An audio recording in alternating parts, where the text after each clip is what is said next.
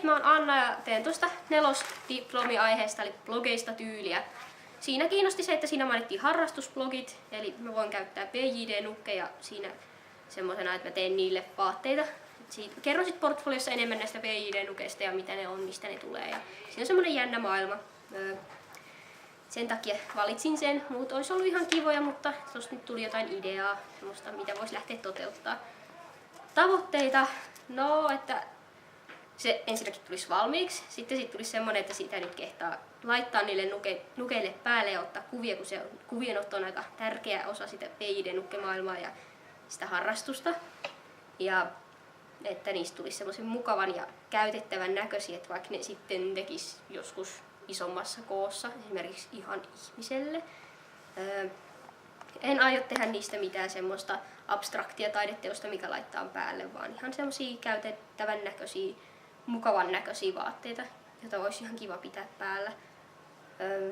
Ehkä sit kans se, että nykyään kun on tullut steampunk-tyylistä kamaa markkinoille, kauppoihin ja catwalkille, niin sitten tää työ antaisi vähän niin kuin esimerkki, että miten se oikeesti pitäisi tehdä, koska esimerkiksi joku Gina Tricotin koruvalikoima tai Henkka Maukan ihanat nahkatakit, joissa vähän haetaan tätä steampunk-henkisyyttä, niin ne on tosi huonoja esimerkkejä, miten sitä voi toteuttaa. Niin ajattelen, että tässä vähän sitten ihmiset sais kuvaa, että mitä se steampunk oikeesti on.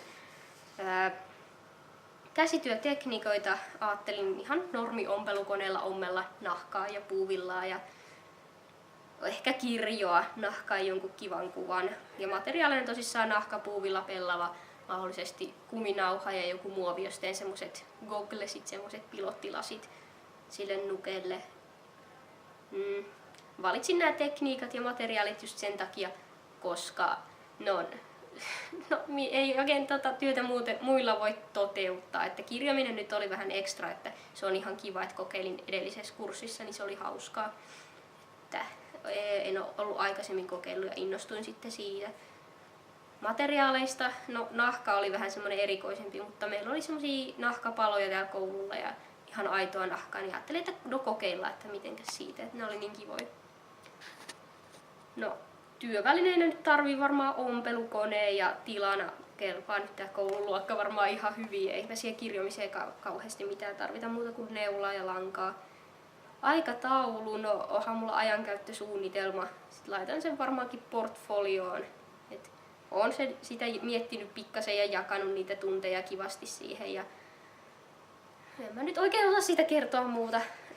No, muita seikkoja. No, mä voin näyttää jonkun luonnoksen. Olen suunnitellut sen nopeasti, että 2 eri vaihtoehtoa. Varmaankin tämän, missä on pilottilasit ja hattu, niin sen haluan toteuttaa. Ja ne on aika erilaisia, mutta ne sitten kuvastaa sitä tyyliä pikkasen paremmin. Et molemmissa on 6 semmoista palaa-osaa siinä asukokonaisuudessa. Kun tuossa tosissaan sanottiin, että saat toteuttaa asukokonaisuuden, niin tässä näin sitten kaikki. Kengät totta kai on ihan omasta takaa, että niitä en ala tekemään. Ei siinä varmaan sitten muuta ja toivottavasti tää homma onnistuu. Jee!